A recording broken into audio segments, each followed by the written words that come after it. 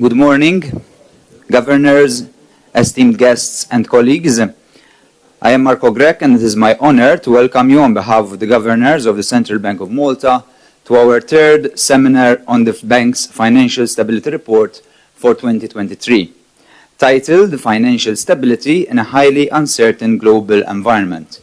Is there a need for more resilience? We are pleased to have with us today a lineup of distinguished speakers, starting with Mr. Alexander De Marco, Acting Governor of the Central Bank of Malta, who will open the seminar. We also welcome Mr. Alessio De Vincenzo, Head of the Financial Stability Directorate and the Director General for Economics, Statistics and Research at the Banca d'Italia, who will deliver the keynote address. Before we begin, please allow me to mention a few logistical points. This event is being recorded for later broadcast on the CBM's social media platforms. A Q&A session will also follow. We encourage you to share your perspectives and inquiries on the topics discussed. Please ensure your mobile phones are set on silent mode. I now invite Acting Governor De Marco to commence with his opening remarks.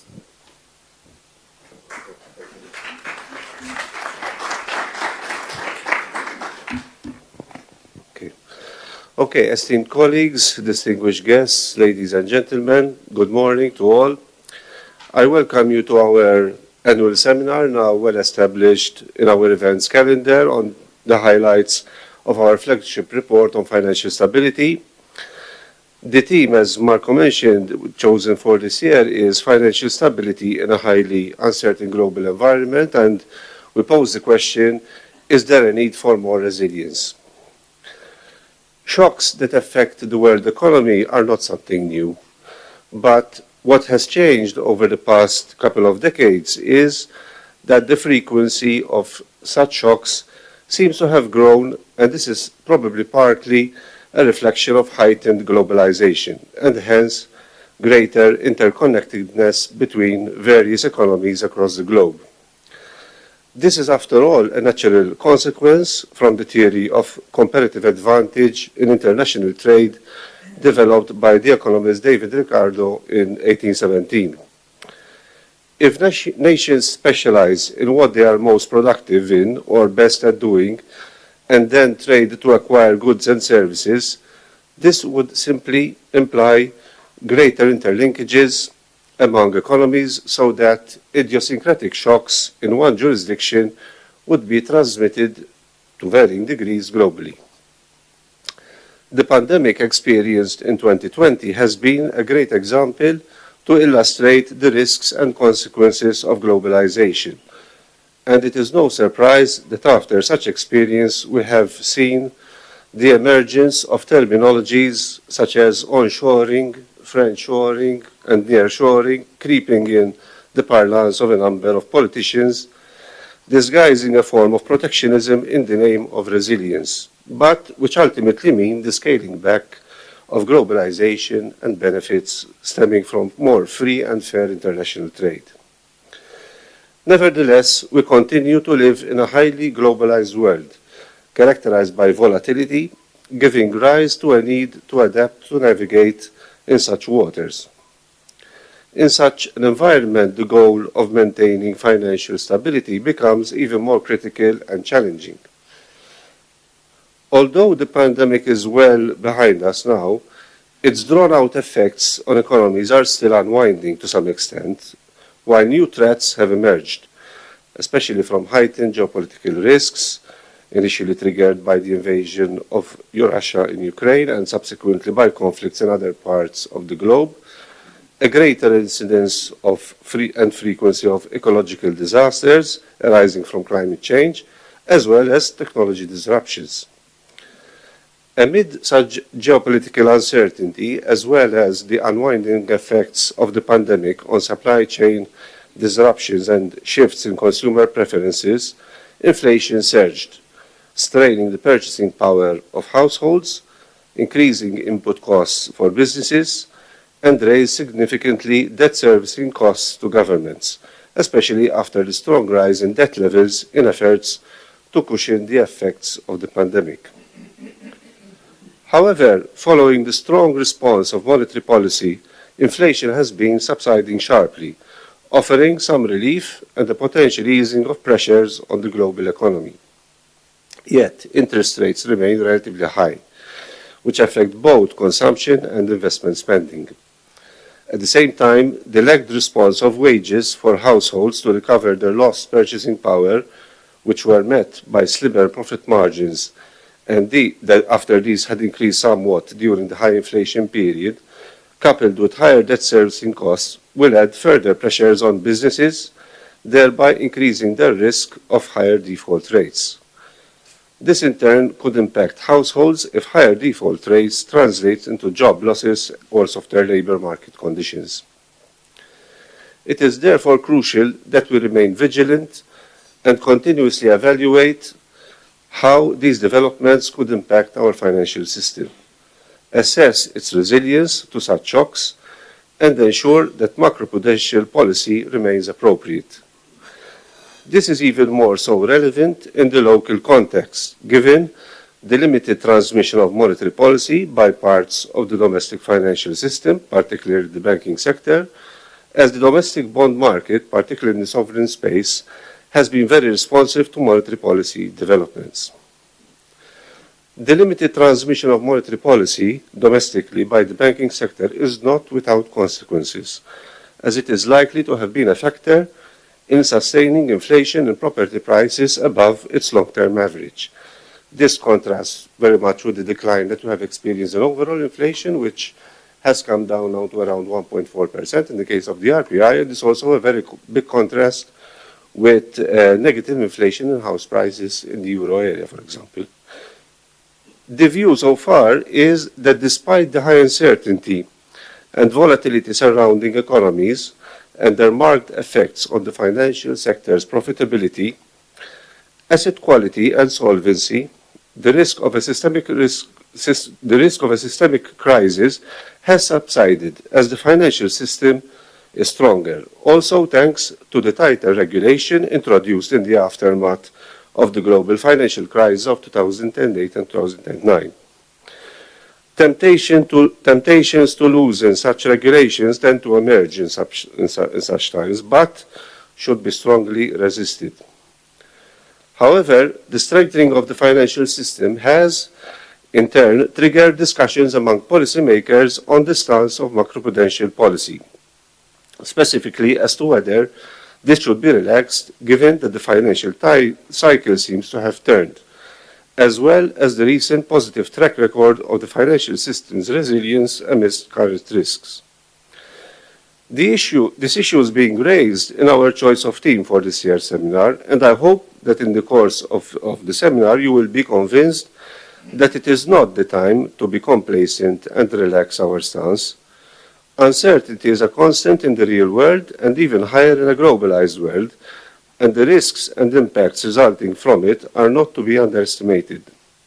Hence, our main message in the latest FSR of maintaining resilience in the financial sector is central for financial stability. And therefore, to answer the question we pose in this seminar, the central bank's view is that more and not less resilience is needed at the current juncture. During today's seminar, we will be hearing about the continued efforts of the Central Bank of Malta, including at the European level, to enhance resilience within our financial institutions, ensuring they are robust enough to withstand shocks and adaptable to navigate in a fast-changing financial system landscape. Today, I also have the pleasure of welcoming Mr. Alessio De Vincenzo from the Banca d'Italia, who is the head of the Financial Stability Directorate. He will be providing his views on the current European macroprudential framework and will also explore the need for its evolution to bolster our macroprudential defenses, particularly through potentially extending its reach also to the non-bank financial intermediation sector. Another presentation will discuss our most recent work related to our framework for the assessment of the accumulation of cyclical systemic risk. Ms. Joanne Chantar from the Financial Stability Division will be discussing the adoption of sectoral credit gaps derived using the Hamilton filter technique to better understand what is driving overall bank lending to corporates.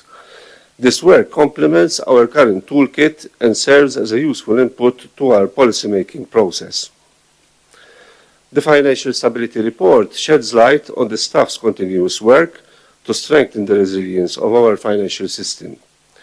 Financial stability is a necessary condition for a healthy economy, and when this is compromised, the repercussions are usually very far-reaching, affecting not just the financial sector, but also the broader economy and the well-being of society at large. One needs to keep in mind that business of banking is not just like any other kind of business, as it requires a high degree of trust, as it very often handles the life savings of households.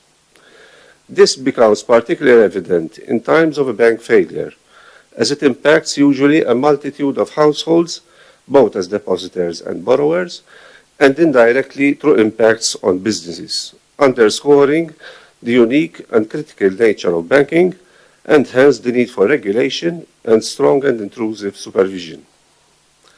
Let us all be mindful that these constant challenges and increased complexities faced by the financial sector and the wider economy call for concerted efforts from all stakeholders.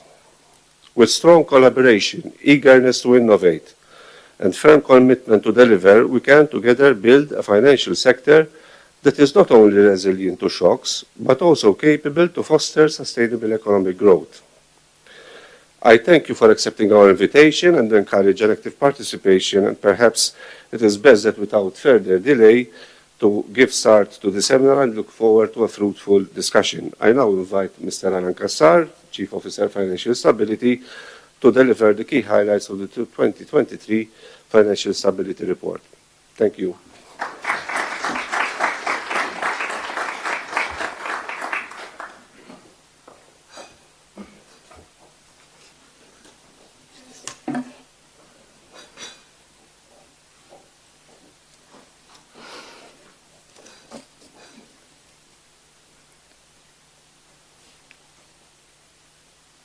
Okay.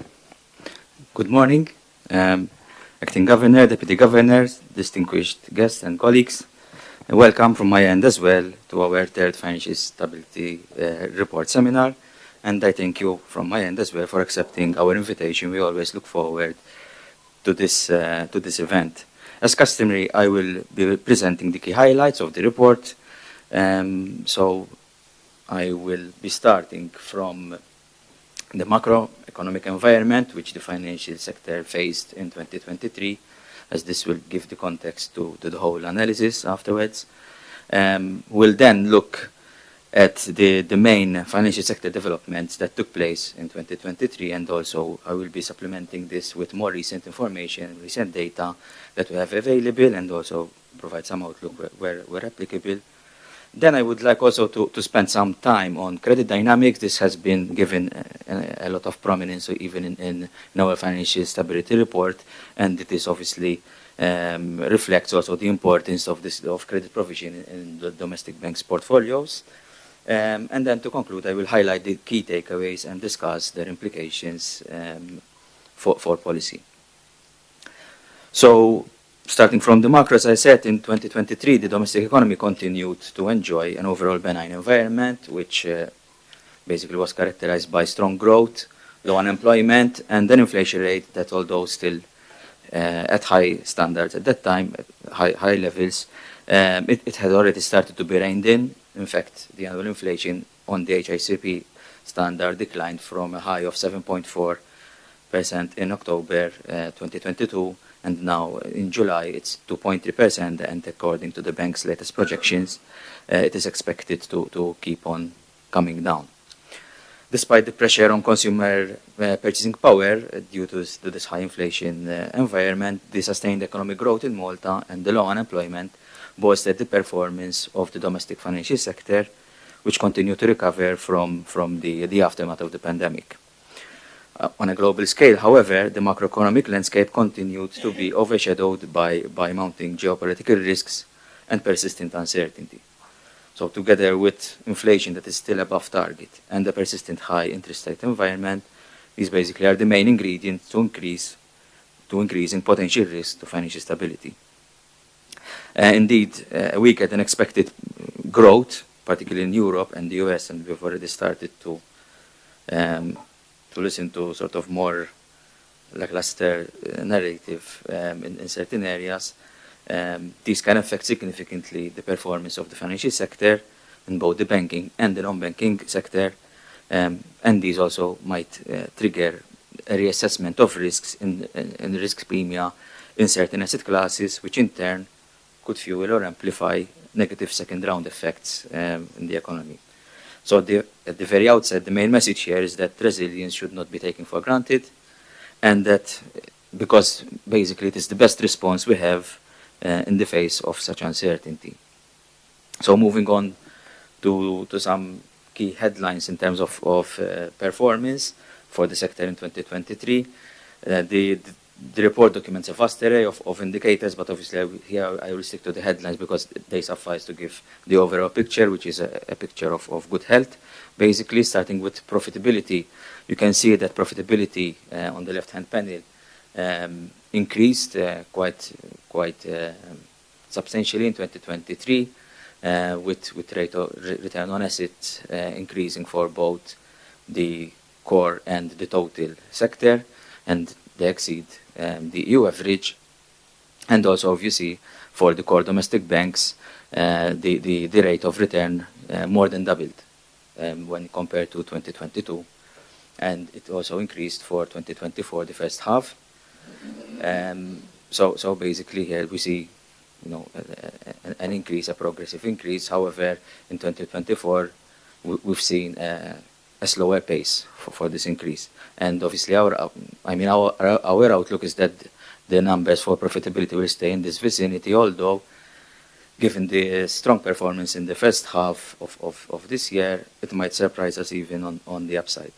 Meanwhile, the marginal drop that you see there in the profitability for the overall sector, this is coming primarily from the lower profitability of branches of international banks, which, as you know, they don't have any links to the Maltese economy, and also to a lower extent from the non-core sector, which saw significant profits that they recovered in 2023. They have slowed down slightly in the beginning of the year. Looking at capital, again, the data shows a good picture of strength, with ratios both for the core and the overall banking sector staying higher and have consistently remained above the average for the their European counterparts. And as you see, for the first half of the year, it shows a similar picture. So on the right-hand side as well, you can see two stacked bars representing residual buffers for both the core and the overall sectors, respectively. These are also known as management buffer or voluntary buffers, and they are depicted here with the blue and yellow stacks there.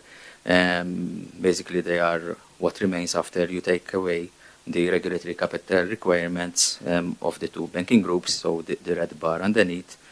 And this is important because they give us a feel of the bank's capacity to absorb any shocks before they reach or they breach the regulatory requirements.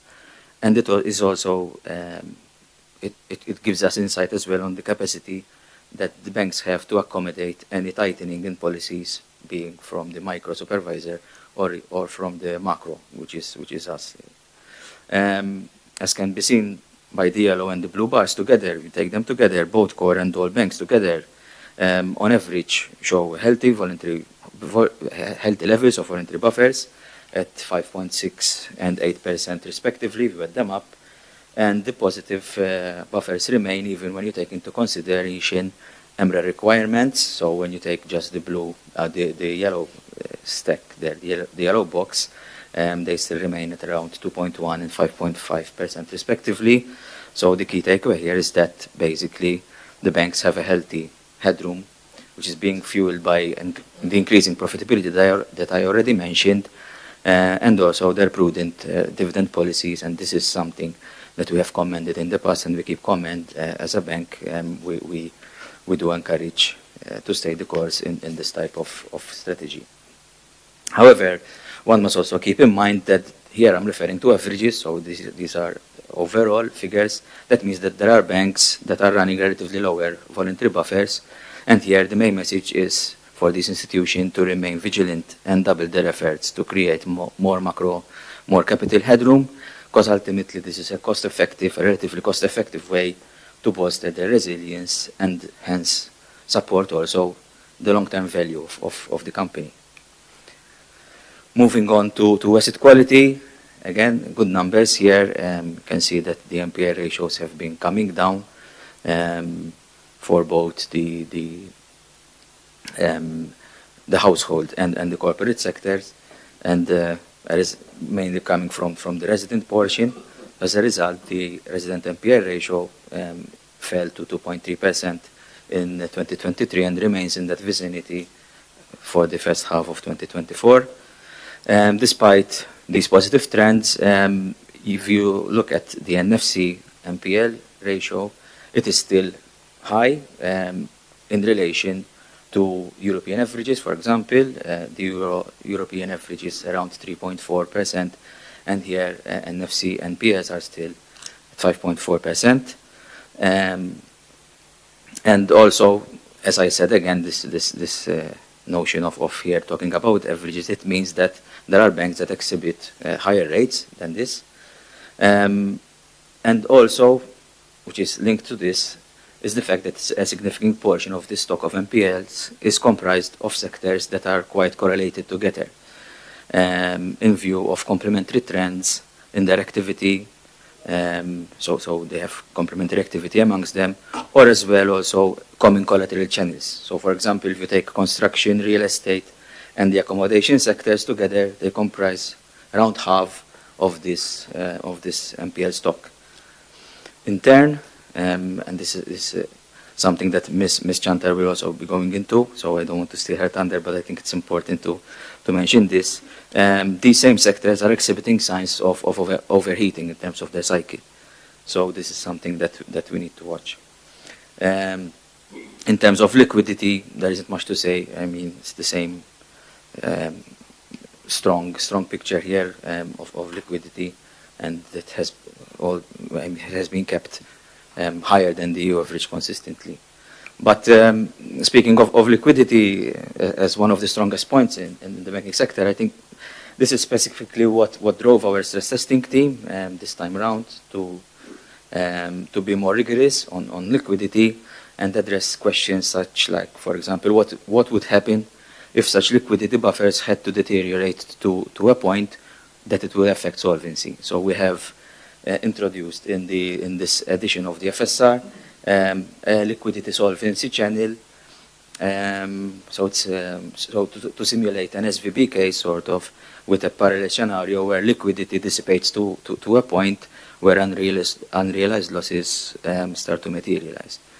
Although this scenario could be seen as being very severe, too severe, I must say, and that we had to be severe because of the liquidity buffers that we had sort of to challenge. But I think this is a very important exercise so that we keep on looking sort of and questioning and challenging the strong points of the system to find ultimately breakpoints in the system. And this is something that we intend to even continue doing, even going into more into stress test, reverse stress test scenarios. So we did something as well in the same fashion, like challenging another strong point, which is the current profitability of the banks by challenging their main contribution to this profitability. So we have designed more severe stagflation scenarios coupled with higher pass-throughs on retail deposit, on the funding side, and lower earnings from CBM placement. All in all, when considering the severity of these tests, we are happy with the numbers. So the picture remains of a resilient banking sector.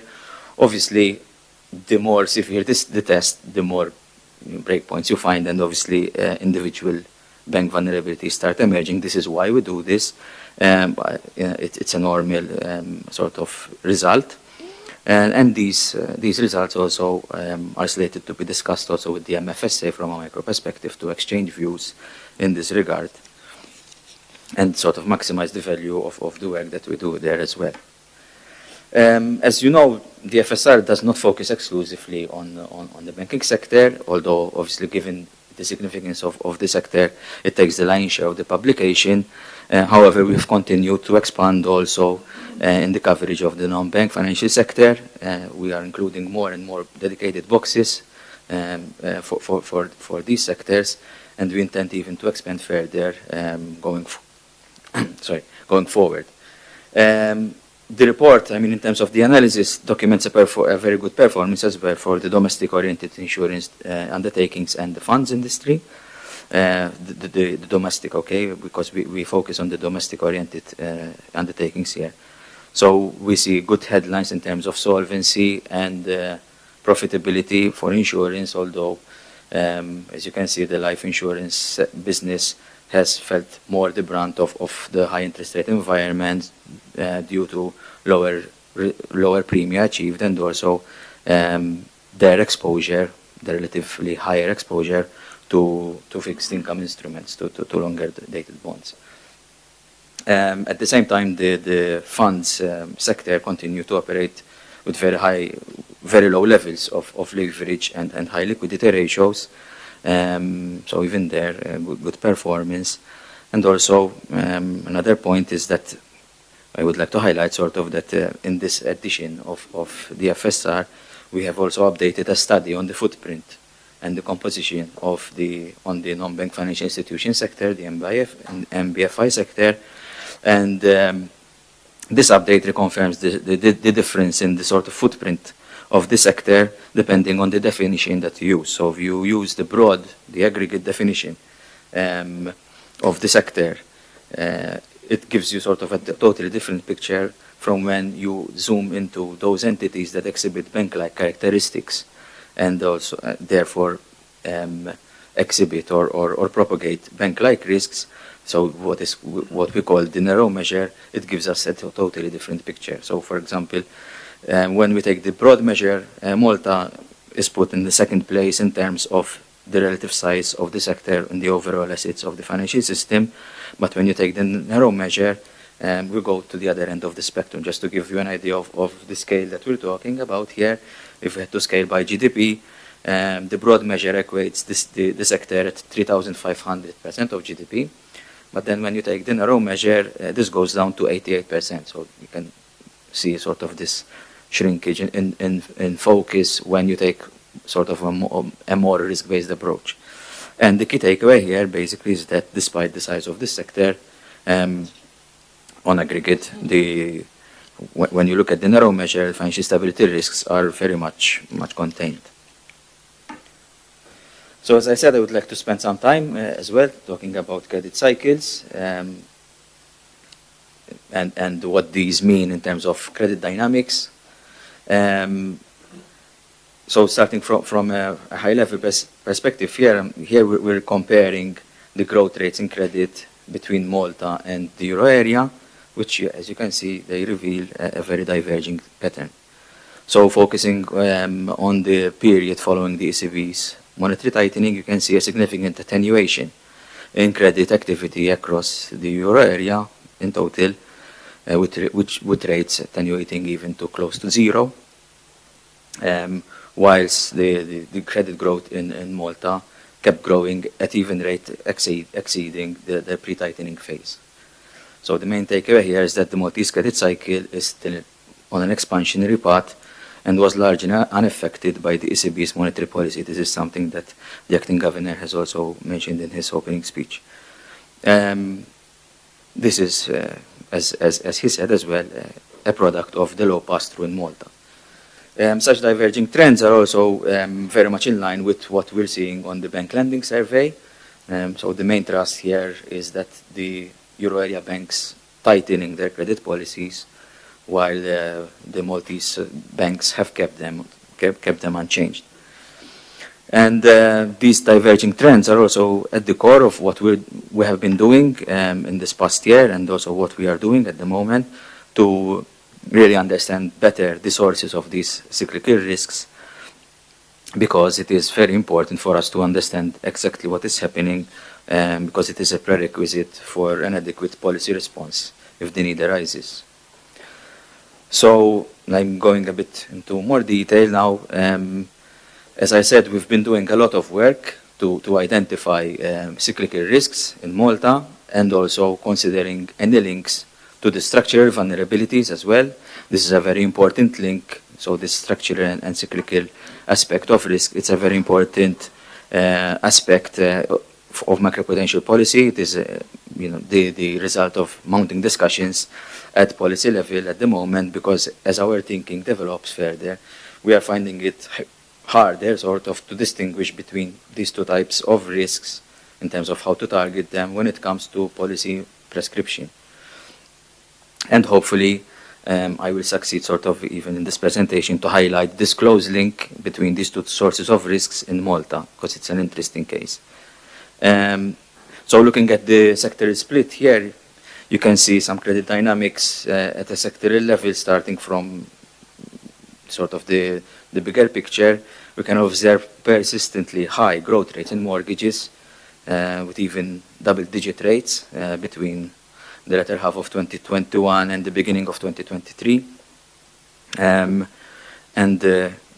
when you look at the NFC sector, then although it is more volatile, you can see a protruded, a strong acceleration from 2022, a recovery peaking towards the end of 2023.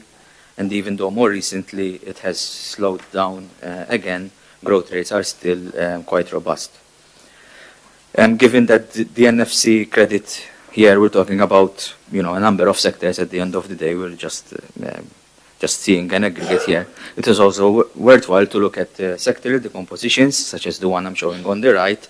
This is basically a simple one. We didn't want to clutter a lot the slides, but I mean, so we're just focusing on the main point. We're just showing the contribution of construction, construction and real estate, and then a catch-all variable for all the other sectors. And as you can see, the NFC credit growth has been driven by the construction and real estate sector. The other sectors are contributing but to a lesser extent, and with their contribution being less sustained and more volatile, even at the very end points of the observation period there. Also, another point here to mention is that this catch-all series sort of includes also credit from within the financial sector, which obviously tends to distort the underlying credit dynamics of the other real sector, sort of, and Ms. Chantar will be also going into detail on this later on. But the main takeaway here basically is that NFC credit is being driven by the real estate and construction sectors, and that and the overall NFC growth may not still be broad-based enough across the economy. So taking a structural view of risks, as I said, this is important as well. We already know that the bank's portfolios are already significantly exposed to the real estate sector, as can be seen in the left-hand panel.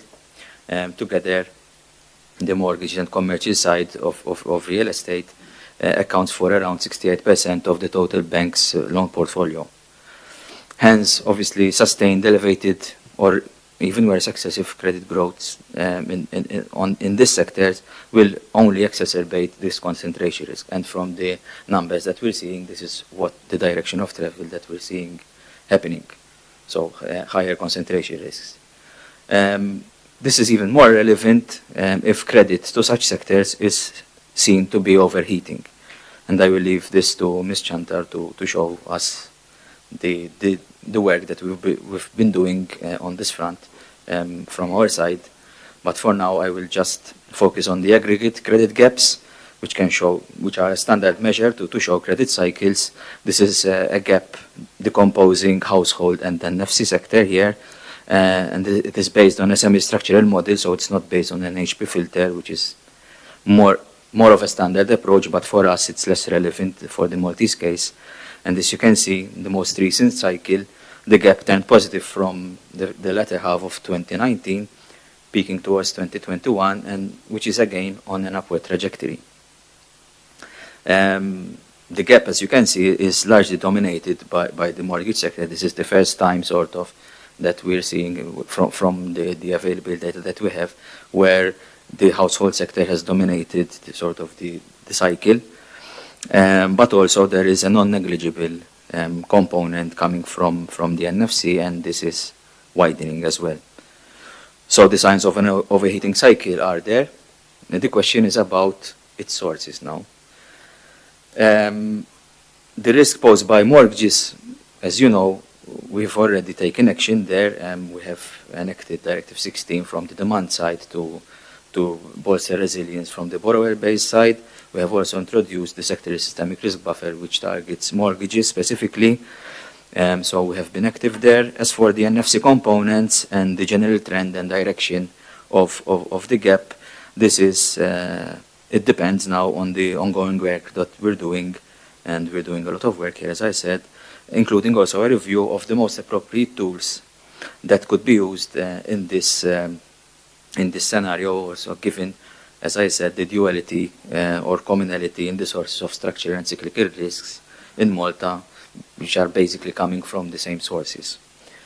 So I can stop here in terms of the analysis, but first I will just highlight a bit and summarize the main points of my presentation. So as a first point, it is amply clear that the financial sector is strong. We've seen very good numbers in terms of capital, profitability, asset quality, and also on the non-banking side, encouraging results there as well. But as always, when it comes to financial stability, we are always looking at the risks. So we're always focusing on the negative side of things. This is our nature. And we have seen, as I said, the fact that the uncertain global economic environment is casting a heavy shadow on the world economies and their respective financial systems. And this might trigger unexpected shocks, which would materialize into existing vulnerabilities to unravel. And of course, the domestic system is not immune to this scenario. We are not in a vacuum here. So these negative effects could trigger our own intrinsic vulnerabilities, the risks that I mentioned. So we have seen that the asynchronous credit cycle observed in Malta, when compared we have seen that there is an asynchronous cycle when we compare to the euro area, and more specifically, how our cycle is still in an expansionary phase. We have also seen that the sources of these cyclical risks are localized within the real estate sector, defined loosely even from other correlated sectors, like, for example, the accommodation sector. I have also referred to these very sectors exhibiting traits of overheating in terms of their cycle, and Ms. Chantar will elaborate here on this, and that this is also important, that the same sectors represent the sources of the mounting concentration risks in Malta. These observations obviously have a number of policy implications. First of all, the fact that macroprudential policy assumes more importance in Malta, given the limited impact of monetary policy on credit cycles. This is also something that the acting governor has mentioned as well. And this puts also more responsibility on the macroprudential authority to ensure adequate resilience in view of the limited existing tools to attenuate cycles. The fact also that our credit cycle is still expansionary weakens any possible argument for looser macroprudential policy, or even worse, for lower resilience. To the contrary, the emerging risks related to the exposures to commercial side of real estate are hinting to the need for more resilience on this front. And if further policy is warranted, now is a good time to act, given the existing capital buffers and healthy levels of profitability that the banks are enjoying at the moment. And last but not least, these diverging cycles are a typical justification for macroprudential policy to remain a national prerogative. Macroprudential authorities need to have the necessary space to set measures that address their specific national characteristics, their specific characteristics of their markets. So definitely here, one size fits all is not a good area to go. And with that, I can stop here. And thank you for your attention, and I'll be happy to answer any questions or queries that you might have during our Q&A session. Thank you.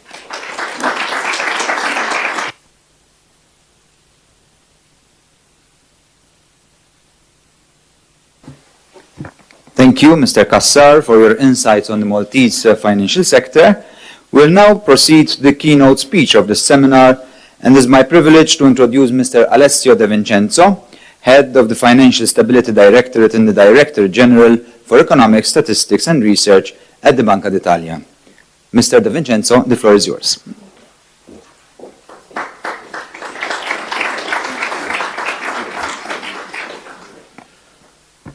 Well, thanks a lot. Thanks, Acting Governor De Marco. Thanks, Deputy Governor Costello. Thanks, Alan. And thanks, Wendy, for inviting me and inviting the Banca d'Italia to share with you a couple of considerations on the macroprudential policy. It's a good time, actually, to discuss this issue. We have gained some experience on the last couple of years, and the last couple of years have been, for the good and for the bad, rich of shocks, let's say, a number of them, that are pushing us to reflect on the overall framework for prudential policy in Europe. I mean prudential policy, this means not only macroprudential policy, it's prudential policy in general, and not only for the banking system, but also for the financial system as a whole, having in mind that the stability of the financial system, as you all know, is something that eventually is for the benefit of households, for the benefit of businesses, and for the whole performance of the economy. So a stable financial system, as you know, is a system that is able to support households and to support businesses even in bad times, also in bad times. So I have prepared a couple of just slides just to support the presentation. I guess that you should see it. Let me see. Okay. So there's a... Okay. So I will mention a little bit the overall macroprudential framework for banks in Europe. I will provide a couple of reflection on what we have done recently in Italy in order to increase the so-called macroprudential space. And then I will briefly touch on the discussions that we are sharing at the European level, also in the various committees at the ECB, at the European Systemic Risk Board, also with Alan and Wendy, on whether or not to expand the overall macroprudential framework beyond the banking sector. So when it comes to banks, I guess the main factor that has been considered particularly relevant at the moment is that the overall macroprudential framework set up for banks is no longer only for boom and bust credit cycle or financial cycle. So this is something that has happened in the last couple of years, a number of exogenous shocks, not related, or not necessarily related to the financial system and to the banking system, have nonetheless hit the banking system and the financial system. So in this case, the experience that we have gained is that in case of these shocks that are not related to the financial and credit cycles, buffers in financial institutions and in banks in particular, capital buffers, might not be there. I mean, in particular, releasable buffers, releasable by the macroprudential authorities. And as a matter of fact, just as an example, when the COVID-19, when the pandemic hit back in the beginning of 2020, the overall amount of releasable capital buffers in the European banking system were relatively low. This is a euphemism, I mean, when it comes to comparing this buffer with other tools that were available to authorities in order to support the banking system in absorbing the shocks and continue to finance households and businesses. I think the main issue related to this releasable buffers issues, was related to the fact that the main tool, the paradigm of the tools of the macroprudential framework for the banking system in Europe, as well as globally, i.e. the CCYB, the counter-cyclical capital buffer, the framework and the setup for this was mainly related to the evolution of the financial and credit cycle. So, as you know, the COVID-19 hit the banking system in Europe at the moment in which the financial cycle or the credit cycle was weak. So these buffers, these counter-cyclical capital buffers, were simply not there, or not in, let's say, many countries. Italy, just to give you an example, was one of these countries because of the credit cycle was quite weak, and the so-called credit to GDP gap, on which Alan has mentioned something, and Joanne also will provide her views on this, was simply negative, and has been negative for many, many years, actually. So we weren't able to activate and to introduce this buffer, and when the shock actually came, we weren't able to release a buffer to support the banking system to absorb losses associated with this shock. And this is mainly a design feature of the regulation in Europe, because the regulation in Europe, of course, in compliance with the standards that have been issued by the Basel Committee, so it's a global standard, gave prominence to these indicators, continue actually to give prominence to the credit to GDP gap. And this was somehow a limitation on which I will reflect a little bit of the current legislation in Europe. And by the way, I mean, it's a good moment to discuss these issues because, as you know, there is at the moment running a consultation from the European Commission on these issues, on macroprudential framework, not only for non-banks. I mean, there is like the topical issue at the moment, but also there is a part of this consultation that is devoted to the macroprudential framework for banks. And I guess that this credit to GDP gap issue is going to be there. Sorry about that. There was a second tool that was in principle available in the European legislation for building releasable capital buffer. This tool is called the systemic risk buffers, but the way in which this buffer was designed up until 2019 actually was quite restrictive in a way. So it had to address only structural risks, so it was a bit complicated to activate it.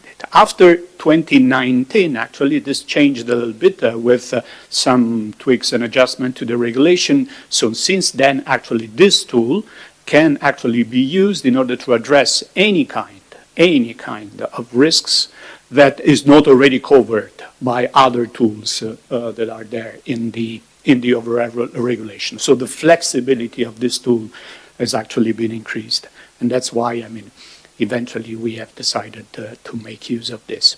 This is just to mention what we have seen in terms of evolution in the last couple of years after the pandemic hit, basically, and the shocks started to hit the European economy and the global economy.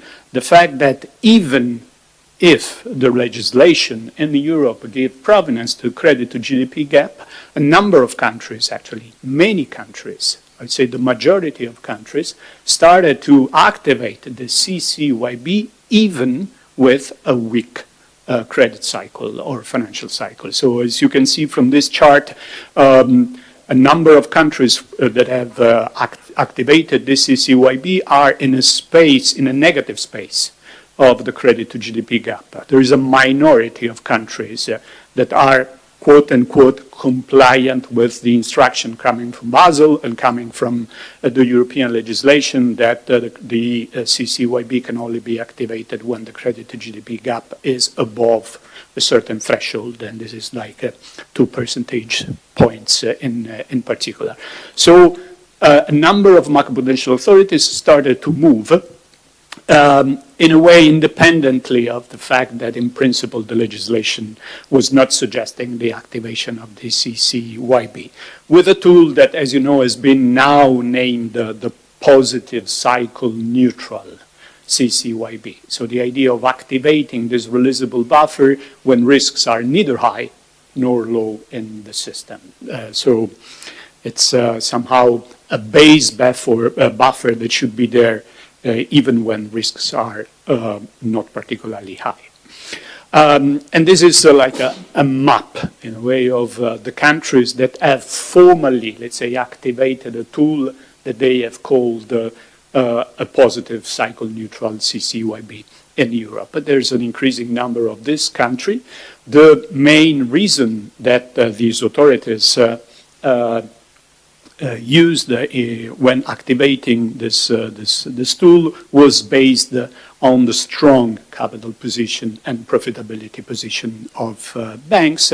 And this means support to a tightening of macroprudential stance, but I would tend to see this as buying an insurance from the official sector, the macroprudential authorities, against future shocks at the moment in which the price of this insurance is quite low in terms of risks of pro-cyclicality, of being pro-cyclical, exactly because the position of the banking system is strong enough in order to absorb this increase. In most countries, I would tend to say the fact that this positive cycle neutral CCYB has been activated, I think in no cases this has meant for banks to go out in the market and raise new capital.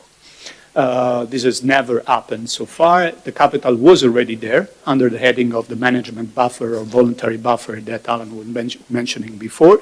It was simply earmarking part of these capital buffers, the voluntary or management capital buffer, in order to be there to absorb losses when authorities would eventually release it in case of future shocks. So in this case, the risk of procyclicality was very low. Now, I mean, this kind of framework is something that we have taken into consideration in Italy as recently as a couple of quarters ago when we enacted decided to enact a measure in order to strengthen the resilience of the banking system to future and possible strong shocks without being procyclical. So why now? This is the quite simple answer I was mentioning before. These are charts that are not, I tend to say, different from the ones that Alan was showing before for the banking system in Malta. So what we have seen in the last couple of years, actually in the last decade, there has been a continuous and substantial increase in the solvency position of Italian banks. And lately there has been a significant increase also in profitability that has been, of course, sustained also by the increase in interest rates related to the monetary policy in the euro area. So that was clearly a framework in which you can afford strengthening or tightening a little bit the macroprudential policy and then building a macroprudential space without paying for the economy a too high price given the starting point of the banking system. So the moment in which we discussed the tool to activate in order to build macroprudential space, we had an internal discussion on what kind of tool would be better from our perspective. And the choices were between the countercyclical capital buffer with an approach similar to the positive neutral cycle neutral CCYB that a number of countries in Europe have followed, or going for the systemic risk buffer in this new framework that made it very flexible in terms of use. Well, to cut this relatively long and a bit boring discussion short, I mean, our legal friends in the bank suggested us that based on the current status of the legislation in Europe, going for an activation of the counter-cyclical capital buffer was somehow concerning them. in terms of compliance with the regulation, because the regulation in Europe and the way in which we enacted this regulation in Italy says that in order to activate this buffer, you have to have an excessive credit growth, something that was not there and has been not there for many years, actually, in Italy now. So eventually, the choice went on the systemic risk buffer, and there were actually, I would say, very fundamental reason, given the kind of shocks that we had in mind to ensure against in terms really of degree of being them exogenous, not necessarily related to the financial cycle, and the kind of experience that we had in the past. We thought that the systemic risk buffer was really, really a good tool in order to take this decision. And so eventually, the decision has been taken. We have enacted, as you probably know, a systemic risk buffer of 1 percentage point, 1%, with a phase-in period of 1 year. So this decision was eventually taken in April this year, and banks had to have in place 50% of this buffer, so 50 basis points by the end of this year, and the remaining 50 basis points by June next year. Just to give you a couple of numbers, the voluntary buffer, the management buffer for the Italian banking system at the moment in which we enacted these measures was significant, so almost was 47 billion euros. And these measures, this 1% that we enacted, represents some 7.5 billion. So we are, as a whole, for the banking system, there are, of course, variants in the banking system, so the position is not necessarily similar to all banks. So we are asking the banks to earmark, like in total 7.5 billion of this 47 billion that they have in terms of management buffer, with some kind of promise that the moment in which a shock would hit the economy, we would release this buffer so they can absorb at least 7.5 billion of these losses with some certainty without having a cyclical or pro-cyclical implication for the supporting of the Italian economy.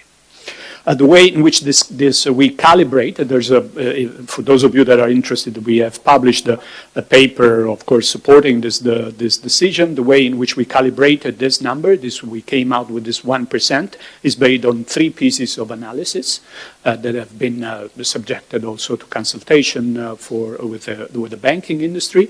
The first one is a macro analysis. It's a cost-benefit analysis, and this means it measures in terms of percentage of GDP, the difference between the benefits that you can get the moment in which a shock will hit the economy and we will be able to release this buffer, and the costs in terms of GDP that is associated at this moment with enacting this buffer.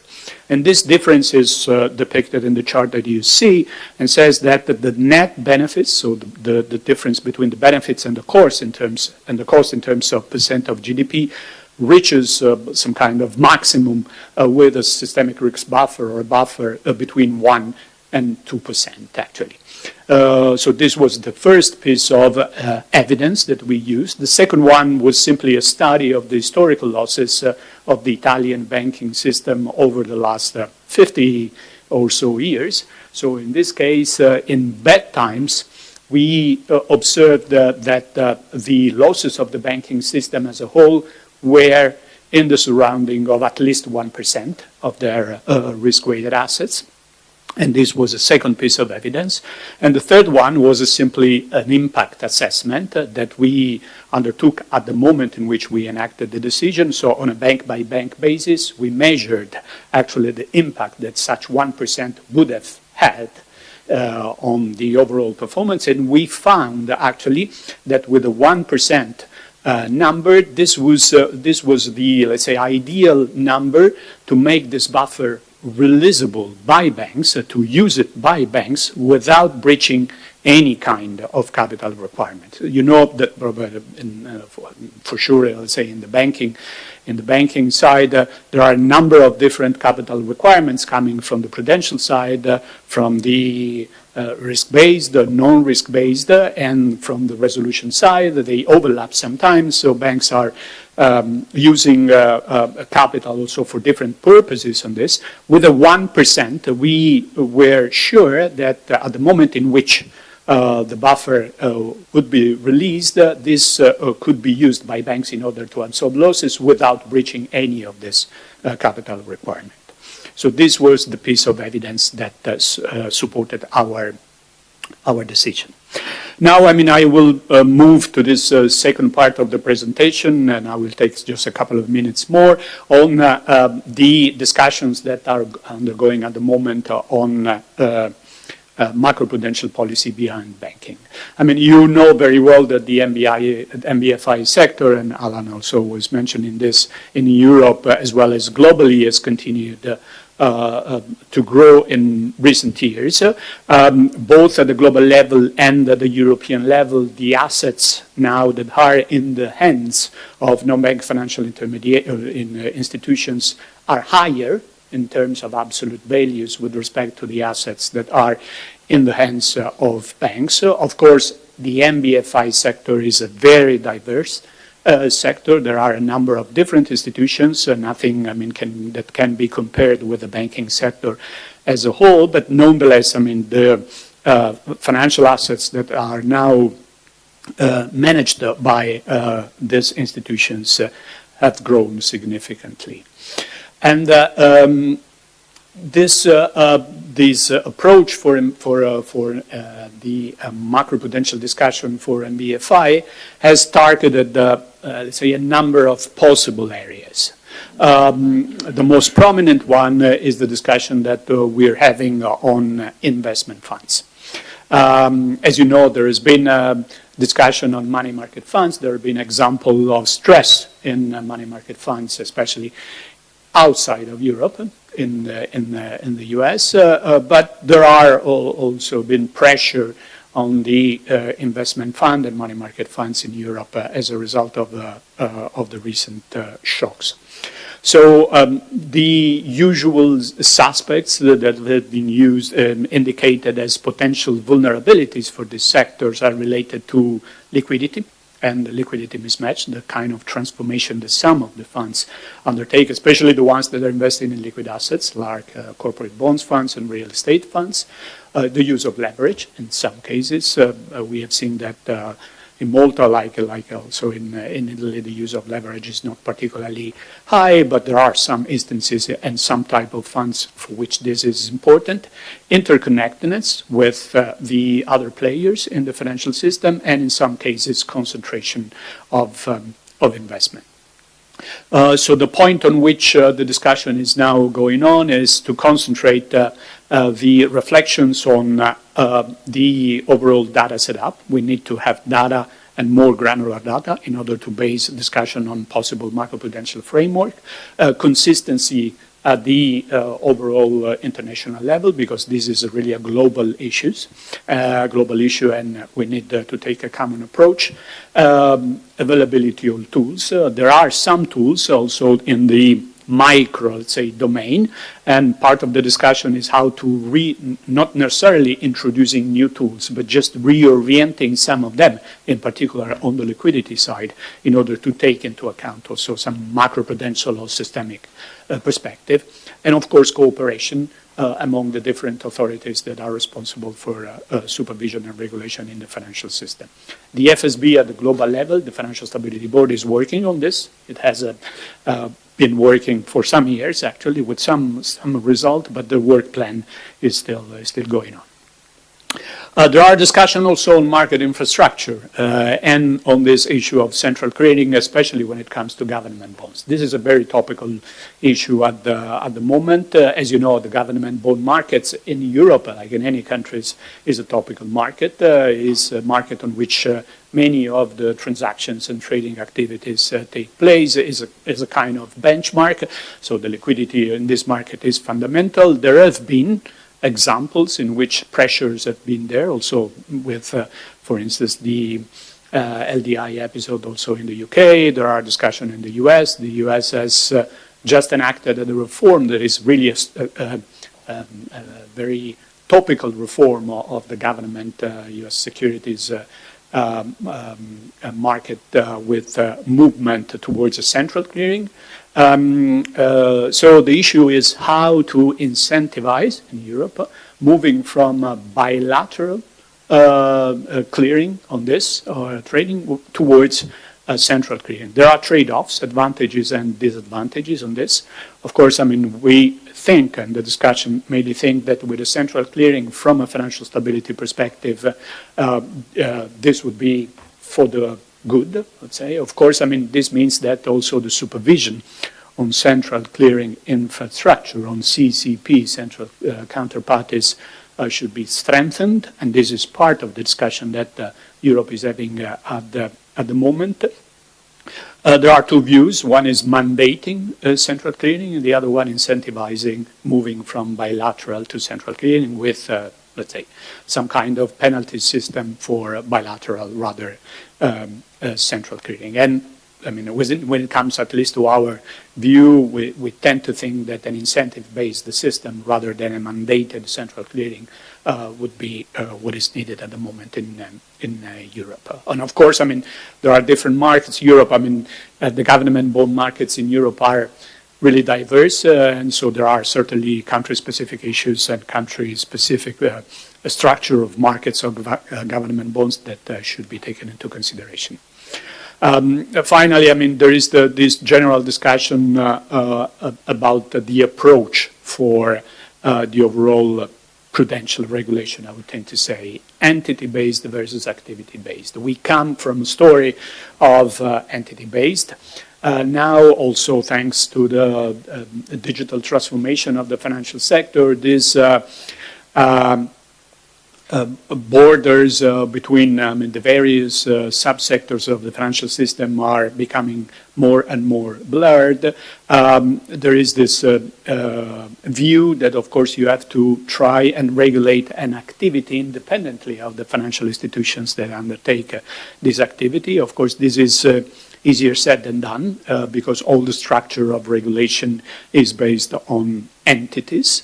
But there is a view that you can usefully complement the entity-based regulation with some activity-based. And this is basically related to asset management in principle, to lending. So there are a number of financial players different from banks that are active and quite active in the lending space.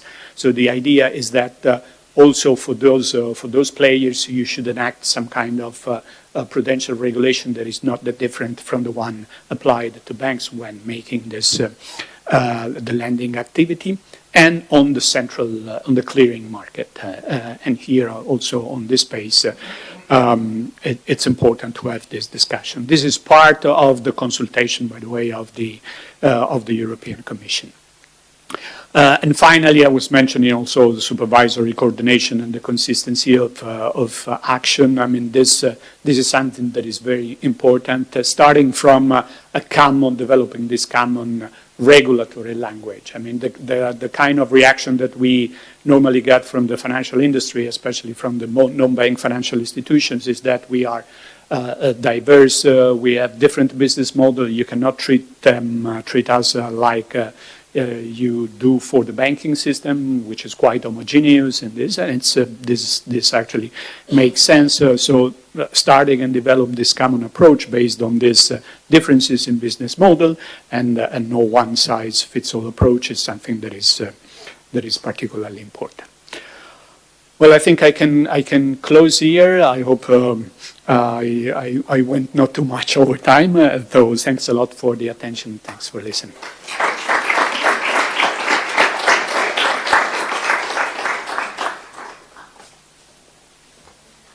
Thank you very much, Mr. De Vincenzo. Our next presentation will address the construction of sector credit gaps using the Hamilton filter. I now invite Ms. Joanne Chanter, a senior expert at the Financial Stability Surveillance Office of the Central Bank of Malta, to present her findings.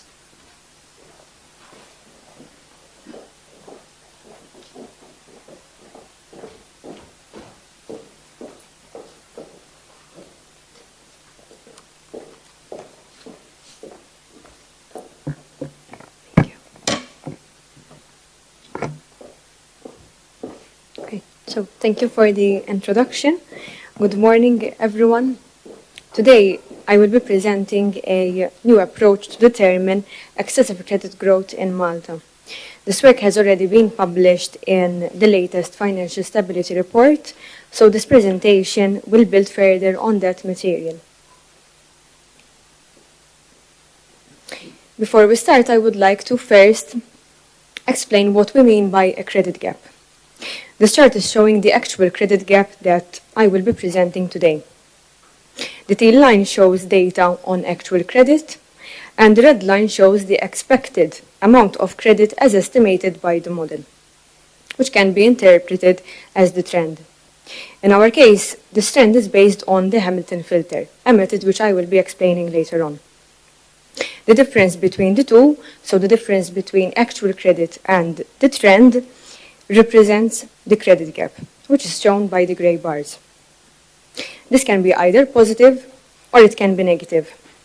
For example, if we look at the period between 2001 and 2007, actual credit was below the trend, which resulted in a negative credit gap. On the other hand, if we look at the more recent data, actual credit was above the trend, so this resulted in a positive credit gap. And this could be an indication of excessive credit growth. The outline of the presentation will be as follows. I will begin by explaining the objective of this new credit gap measure. Next, I will explain the methodology. Then I will present the key results, following which we will also dedicate some time to focus on particular sectors. And finally, I will wrap up with some concluding remarks. Let's start with the objective. This chart shows credit to the Maltese private sector. As we can see, both credit to households and credit to private firms has increased quite significantly over the years, especially more recently. In fact, in just a year, up until June 2024, household credit grew by 9.2%, while credit to private firms grew by 7.6%. Very high year-on-year growth rates could be a first indicator of an excessive build-up in credit. This is, in fact, one of the main financial stability risks that the bank monitors. Internally, we already have two models in place to analyze this type of risk. The first is the cyclical systemic risk indicator, and the second is the semi-structural credit gap. The very latest addition now is the Hamilton filter. Like the CSRI and the semi-structural credit gap, the Hamilton filter produces an overall credit gap measure. However, an attractive property of the Hamilton filter is that it can also be applied to extract sectoral credit gaps. And this allows us, therefore, to investigate trends within specific economic sectors. Having established the objective, we will now turn to the methodology. So, to determine excessive credit growth, the Basel Committee recommends the use of the HP filter. However, a number of experts, including James Hamilton, have over time criticized this particular filter. Hamilton himself then developed an alternative indicator, which he named the Hamilton filter. Like other filters, the Hamilton filter generates a trend component, in this case a trend for credit, and a cyclical component. The main difference, however, lies in how this trend is measured. In fact, the Hamilton filter determines this trend by looking at the historical relationship between credit today and credit in the past. So basically, it uses past data to inform the behavior of credit today. The cyclical component is then the result of the difference between actual credit and the estimated trend, and this is equivalent to the credit gap. In order to have a continuous and long time series starting from 1993, some sectors which are nowadays reported separately, like construction and real estate, were considered as one in line with the oldest format of reporting that is available. As a result, apart from data on overall credit to resident private firms, we also have data on credit for the 6 main sectors that we can see in this slide. So this allowed us to generate credit gaps for each of these economic sectors as well. Moving on to the key findings. This is the same chart which we saw at the very beginning, showing the overall credit gap. We can see that this gap is cyclical in nature, and it has been positive in 3 separate time periods. The most recent one commenced, as we can see, in 2020, and the gap has remained positive ever since. In the slide now, we are comparing the findings of the Hamilton filter with 2 other models. And these are the standard one-sided HP filter and the semi-structural credit gap for firms. The aim here is to assess the likelihood that these methods are all conveying the same signal, and they are all pointing us to the same direction and position. In fact, even though these 3 models all use different methodologies, we can say that their conclusions can be comparable on 2 main grounds. So all 3 models are exhibiting similar turning points, especially more recently, and they are all currently showing the presence of a positive credit gap. Through this chart, now we investigated the extent to which COVID-19 might have influenced final results. First, we excluded loans granted under the MDB COVID Guarantee Scheme, and secondly, we introduced a dummy variable in order to inform the model about the presence of the pandemic. In both cases, as we can observe, we find that the credit gap remains positive, and we actually notice very minimal differences for the most recent observations. In the upcoming slides now, we will be understanding if this positive gap is being driven by any particular sectors. This was possible because, as mentioned earlier, we also applied the Hamilton filter to develop sectoral credit gaps. In fact, this chart brings everything together in one space. And this chart shows the influence of each sector to the overall credit gap. And this influence essentially depends on 3 main elements. The first is the relative size of the sector compared to the loan portfolio. The larger the share, the greater the influence of this particular sector. The second is whether the sectoral gap is positive or negative. And the third is the size of the sectoral gap itself. The wider the gap is for the sector, the greater the influence the sector will have on the overall credit gap. Based on the latest observation, the construction and real estate sector is the main driver behind the overall positive credit gap. This is because construction and real estate is a very large sector. Its gap is positive, and it is positive at a wide margin as well. The second largest contributor then is the other sectors. This might be a bit more complex because here we are finding varying developments of different sectors. But one thing to note is that the financial sector is its biggest component. In fact, when we exclude the financial sector, the credit gap for the remaining smaller sectors turns negative. So here we can conclude that these sectors are not considered to be a major contributor to the overall gap. The third and last main contributor then is the accommodation and food services. Over time, we can already observe that this sector has grown in importance. This can be explained by the fact that lending towards this industry has increased quite substantially much more recently. So this resulted, in fact, in the gap of this particular sector to turn positive and to widen even further. In this last section now, we will be seeing the individual credit gaps for the construction and real estate and the accommodation sector. So here we can see the credit gap of the construction and real estate sector. This gap is also cyclical in nature, which is a similar feature to the one that we saw for the overall credit gap, and it has recently turned positive as from 2020. Since then, it has continued to increase, but it currently remains below previously observed peak levels. Moving to the accommodation sector, the trend here is less obvious compared to the gap for the construction and real estate. However, we can see that the gap turned positive in 2020 because, as we mentioned earlier, there was a substantial increase in actual credit. It then peaked in 2021, and from then onwards, it started to decline, but it still remained significantly positive. So to conclude and sum up the main points, based on this new measure, we observe a positive credit gap for Maltese private firms. This could be an indication of excessive credit growth.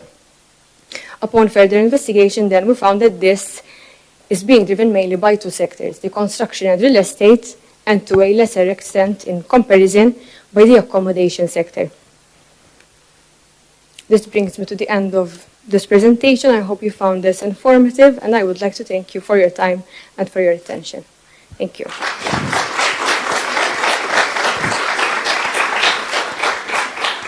Okay.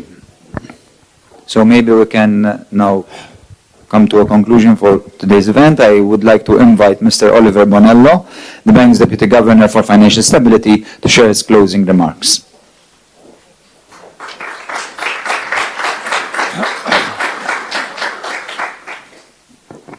Okay. First of all, thank you for your interesting comments and questions and interventions, because this is what gives more flavor to such seminars. And as we bring this year's seminar to a close, I would like to reflect a bit on the valuable insights and some key elements discussed during this morning. It is evident that the resilience of the financial sector and the robustness of our macroprudential frameworks are more critical than ever. We have heard today about the current heightened uncertainty and the often unpredictable challenges which our financial systems and economies are facing.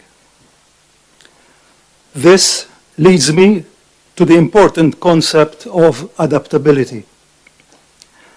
Financial institutions should be prepared to adjust swiftly their strategies, risk management practices, and business models in response of unpredictability and unpredictable market conditions, as well as regulatory changes. In an environment of heightened global uncertainty, this adaptability is crucial for maintaining stability whilst pursuing new growth opportunities. Obviously, this cannot happen without a predictable and transparent regulatory framework. A framework which itself needs to remain adaptable and suitable in an ever-changing landscape. Macroprudential policies also need to be harmonized with microprudential oversight and monetary policy to prevent regulatory overload and ensure that the banking sector remains robust, yet capable of supporting economic growth. This is by no means a simple task. An effective way of how policymakers are trying to address these challenges is the idea of building more resilience in the system, whilst making this resilience releasable in a flexible and steady manner, especially in a time of need. This idea reflects the continuous evolution of macroprudential policy, which, as we have heard this morning, is blurring the lines between pure structural and cyclical buffers, as well as challenging the status quo of the current regulatory framework. Of course, continuous dialogue among regulators, policymakers, and the financial industry, coupled with robust data and analysis, is necessary to achieve the right balance. As one could see from this year's publication of the FSR, as well as the relevant highlights shown today, the bank is doubling its efforts to ensure that its macroprudential stance remains effective amidst the current emerging risks. We have seen how our cycle is diverging from its general European counterpart and the persistence of structural and cyclical risks in certain sectors, particularly those related to real estate. Our analysis is pointing to the need of more resilience on this front. Thus, maintaining healthy capital buffers is of utmost importance. Another point that I would like to reflect on today is the role of innovation and the need to embrace technological advancement, such as big data analytics, which will help us anticipate risks and enhance our regulatory frameworks, both in the macro as well as on the micro front. Throughout the seminar, one theme has been clear. Resilience is not an option, but a requirement. In a world where uncertainty is the only constant, building resilience into our financial systems is crucial. This requires not only strong macroprudential frameworks, but also continuous monitoring, adaptability, and a commitment to proactive policymaking. Before we close, I want to extend my sincere gratitude to all participants and the speakers, particularly Mr. Orazio De Vincenzo from the Banca d'Italia, who came over specifically for this event and shared his valuable insights. We look forward to furthering our cooperation in the macroprudential sphere. I would also like to take a moment to express my deep appreciation for the dedicated efforts of all the staff who made this event possible. Your meticulous planning and coordination have been pivotal for the success of this seminar. Last but not least, a heartfelt thank you goes to the team that contributed to the Financial Stability Report. Your hard work and expertise are invaluable, and we are truly grateful for your contributions. I thank you, and I wish you all a pleasant afternoon, and I invite you again for a coffee on the other room and join us for further discussions on these important topics. Thank you.